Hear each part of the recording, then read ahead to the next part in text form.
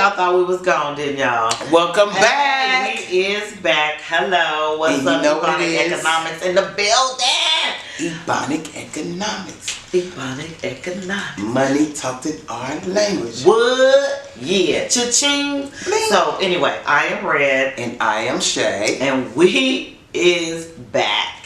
Man, I hope you guys have had a great vacation. We just took a little hiatus. We are revamping and working on some great new things for you guys. Absolutely. And we are excited about it. Can you stay tuned? We'll tell you the details on that. Yes. But today, we are here to talk about something. Not the rat trap. Not the rat trap, not the welfare trap. No. But we want to talk about today the work trap. The work Ding, ding, ding, trap. ding, the work trap. Because working is a trap, so to speak, right? Yeah. They say wages are what they pay you to forget about your dreams. Your dreams, exactly. Right? And that's the truth, right? I put WAGES. Working against gaining economic security. Say that again. Working against gaining economic security. That's those wages. That's what you're doing. Because, I mean, unless you out here really, you know, went to school and you got that good job, but really the more you make on the job, the more you spend. The more you right? spend. I don't know nobody who started where they started and still spend like they used to. So... I'll say it again. I don't know nobody who started where they started and still spend like they used to. Because you were already spending above your means. So then we just caught up and then we go above our means. Some right. more. Now, not higher. to be mistaken with people who really, really want to work. Mm-hmm. There are people out there that have their dream jobs. This is what they want to do. We're not talking to you. We're talking to those who exchanged and cashed in their dreams. Right, to go to work. To punch a clock. Right. So, yeah, and you know what? I'm a victim. I'm guilty. Once again, we always tell y'all we don't never talk about nothing that we don't have experience at or is something that we can really help you understand. Listen, I'm in that fucking position right now. I've been working in a corporate gig for 15 years, but I'm done after this year. It's a strategic exit. Yeah, it's a strategic exit, and if that's what you're doing, you make a strategic exit plan. You know what I mean? But the gods blessed me in a sense too, because they know what I wanted, and they gave me a cold route out. And I was like, oh my God. As soon as I heard it, I was like, this is it. But because, like, and I'm going to tell y'all, we work every day because 8 to 5 is comfortable. Yes. And it is secure. And that working at that job allowed me to give my son a great life. We had a stable house. I've been living in my same home for all this time. He'd been in the same school district. I've been able to provide him what he wanted, what he needed, and then some. Exactly. So it's not the yeah. Okay, well. So it's not about downing like a 9 to 5. Yeah, that's it because that. it can help you. A job can be your investor. We've said that in previous episodes. Yes. This is about those who wanted to be a writer and you find yourself in this depressed mode, wondering why you're not up. It's because you've cashed in your dreams. Yeah, you don't even You've do exchanged what you it, and you can't make the time after work to do what you really want to do. Right, because 8 hours, you're giving them 8 hours a day. You're giving them 10 hours, 8 to 10 hours a day. Right, with because your you travel get up, time. get ready, get dressed, and then the extra lunch hour is a 9. That's it. Yeah. So you're giving them a lot of time that you're taking away from doing your own thing. And I use this like at my corporate gig, I make $30 an hour. In 8 hours, that's $240 a day.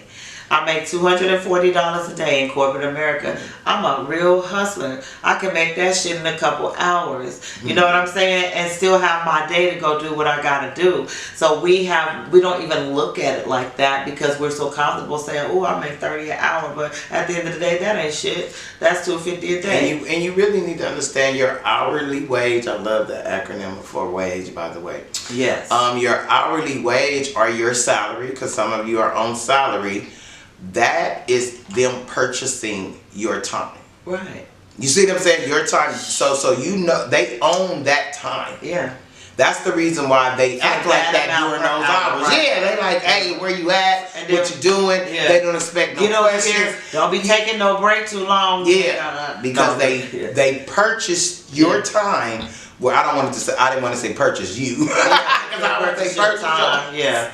Purchase your time and your activity and your energy and your work ethic, your arms, your legs, your mind. Exactly. All of that you give it to them. Imagine if you put that on you and something that you are good at that you're not doing right now because you're fucking going to work because you think that's what you got to do. And ultimately, it's what we've been trained to do. Yes. You get programmed early on in school from the way your desk is formed, from how you walk in the line, from all of that. All of that is training. I tell people all the time, public education is teaching you how to go to work. How to get a job. How to come and work for the someone teacher else. has a job. So what is she going to teach you? To be an entrepreneur when she has a job? Exactly. But it ain't going to show you no route out. I remember back in the day when you left high school, you had a certificate and all the vocational shit. Welding, a wood shop, auto mechanics, cosmetology. You could leave there with a real means to support yourself and it be you. You ain't working for nobody. You will be able to work for you with those trades. But they cut that shit out because they don't want you able to survive out here. They need you working for someone else. We don't need you working for you. I need you working for me because who's going to make me rich? You feel me? Exactly, because at the end of the day, that's what you are. They're not going to work that hard. They have you to do that. Right. They are not going to, in the beginning, to build their business, that's how they're rewarded, by being able to now pay you. Exactly, and not do as much. Exactly. And that's okay. We're not down in jobs. We appreciate those that give jobs and provide jobs. You may be an employer one day, but keep in mind, as an employer, your employee has dreams. Right. Your employee wants to be motivated beyond their compensation because everybody has dreams. Thank you. Goals. Something else they really want to be doing other than getting up, going to work for someone else. And then I don't know if you guys are looking in the news, but work is obviously stressful because everybody's going to work fucking shooting everybody in the office. Like from the firemen, from the railroad, from the post. You know, it started with just going postal. Remember that? It was just postal. Now it's everywhere. Yeah. So, you know, work is stressful as well as being your own boss. That's stressful too. But at least yes, that's stressful too. Look at that episode. But going to work and dealing with different personalities. You got people who, you know, bringing in people and putting them over you, you know, down your work and stuff. It can be stressful, and the toll of stress on your body, waking up against your will. Right? Don't nobody really want to just that shit. Wait, that's not called waking up against your will. I want to wake up when I'm ready. I'm tired of this alarm clock fucking waking me up in the morning. Let me wake up when I'm ready, or unless I got something to do for me. Let me get up at 6:30 for me, not for them. Do something, then you'll get up motivated. You'll be real motivated when you get up. And I want to touch into, because you were speaking about on the news and what's going on as far as people killing each other. But what's also on the news is the problem that they're having now with hiring people. So, in a lot of the talk is, oh, it's because EDD giving out this extra $300. That's a part of it.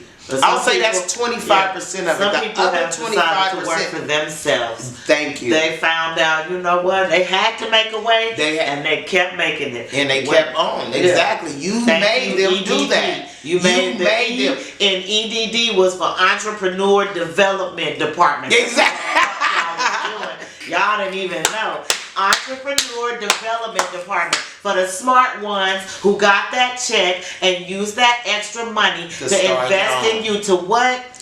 Roll the dice on you. What I say, she rolled the dice on herself and boom, get you a VR shot, virtual reality. Roll the dice on you. You got to think. Also, when the COVID, that made people be resourceful because their jobs closed. Yeah. A lot of people jobs closed, and then they had to become entrepreneurs and figure out how they're gonna make this money. Now they're in it. Listen, because it's like, hey, I ain't going back. When you work for people, and that's why when you sign this at-will employment, they can fire your ass at will. You expendable. You listen, and when you go to work and die in that office on Tuesday, by Thursday, it's another bitch doing your job. Sure. You hear me? I'm just speaking on experience. In the state of California, they do not have to give you a reason. Right, to fire you. They just wake up and say, you know what, it's been real. And they call it that's just like they call it at will employment. Yeah. So keep that in mind, and that's what a lot of employers, and we speak it to employees, but I also want to speak to the employers out there that are needing to hire people. You have to figure out how to balance these people who have dreams and who are temporarily working for you. Right. You can't expect people to live and die in these positions. You get mad if they want to move up. You get mad if they trying to do something. Be a little bit flexible with these employees. They may be flexible with you with their time. Especially if you pay a minimum fucking wage. Boom. You don't really have a right. I really hate that. Minimum wage, you got a government, again, working against gaining economic security. The minimum wage out here is poverty. The minimum wage set by your government, not this administration. That $7 and bullshit ass cents been in there for years. It ain't even went the fuck up. Joe Biden said raise it to $15. They want to chop his fucking head off because they want you to be working against gaining economic security. As long as you go to work for them, you'll never be economically secure. You know why? Because they only gonna pay you those wages. The minimum wage, and that's the thing. That's why I say about employees. Because I don't care if they raise it to $15 an hour or $20 an hour.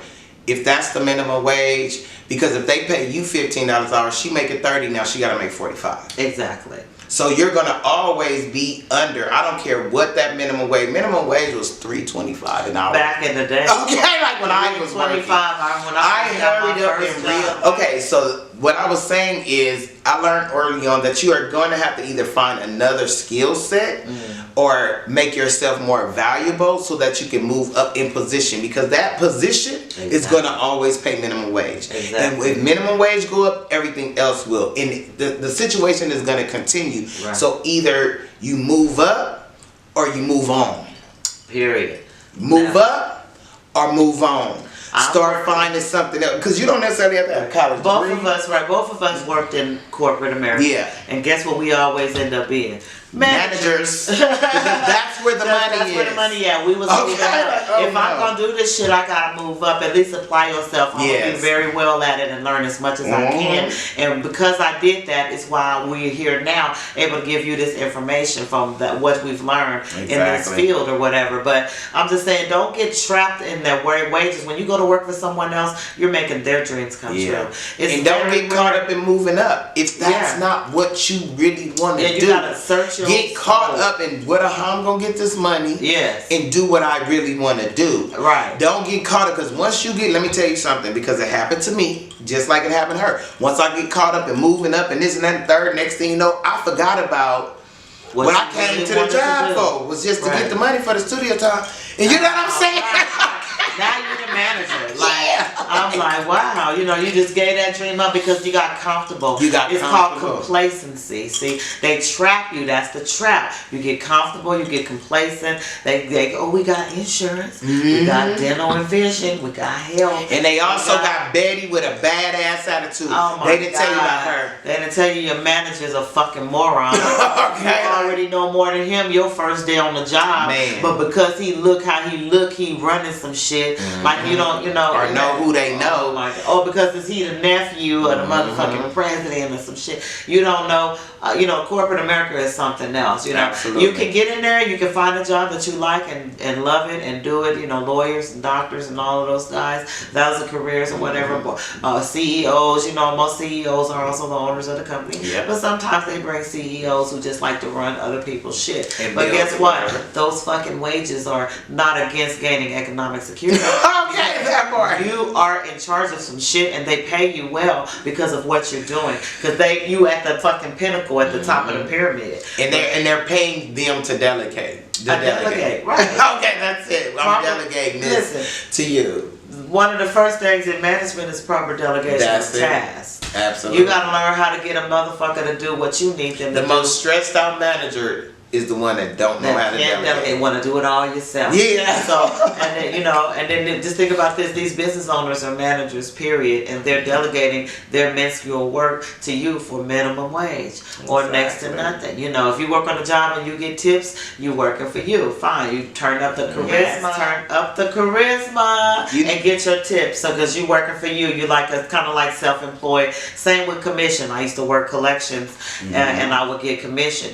I had a quota to meet, and then after that, everything I do was about putting money on my check. Don't talk to me. Don't come to my motherfucking desk. Don't ask me no questions. Don't fuck with me, because right now I'm working for me. And that's what I would tell them, my managers and everything. Hey, don't take me up. I don't need this. Right now I'm working for me. Everything I do is putting money on my check. And so in that type of job, if you're making it like that, that's fine. But if you got a dream, don't let a wage stop you from following your dream. Exactly. That's all I'm saying. Don't get caught up in the work trap. Yes, it's comfortable. Yes, it's secure. But you don't know what you're capable of doing until you take that leap of faith. And don't push someone into that work trap. If they have a dream and they're trying to live it and it seems complicated to you, don't push them into that trap. Because I'm telling you, it's a future of being miserable. Parents it's do the future of being You need to go to school and get you a good job. You need to go to school and get you a good job. Quit trying to go out there and be a model.